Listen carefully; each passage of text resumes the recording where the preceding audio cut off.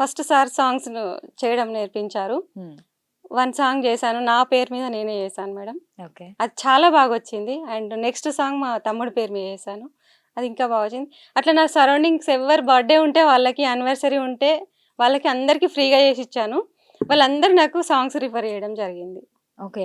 అలాగా మీకు అంటే వర్క్ రావడం స్టార్ట్ అయింది. ఫోటో హ్మ్. ఎడిటింగ్, ఆ ఫోటోకి బ్యాక్గ్రౌండ్ సాంగ్స్ పెట్టి పంపించడం, యానివర్సరీకి, బర్త్డేకి, name songs, friendship songs, and వాళ్ళ పర్సనల్ స్టోరీ, పెయిన్ఫుల్ స్టోరీ, వాళ్ళ చిన్నప్పటి నుండి ఇప్పటి వరకు ఏదైతే బాధ అనుభవించిరో అదంతా రాసుకొని సాంగ్ రెడీ చేసి పంపిస్తే ఇంకా హ్యాపీగా ఫీల్ అవ్వడం. ఓకే. ఈవెన్ చనిపోయిన వాళ్ళు అందరి వాళ్ళ అవును జ్ఞాపకార్థం మేడం, కూడా. అవును ఓకే. అవన్నీ చేసేవారన్నమాట. చేసేదాన్ని. సో, ఇప్పుడు ఏఐ మీరు నేర్చుకొని ఇంప్లిమెంట్ చేసేది కాకుండా ఏఐ ట్రైనర్‌గా కూడా మీరు ఎస్ మారారు. Madam, yes madam. అదెలాగా?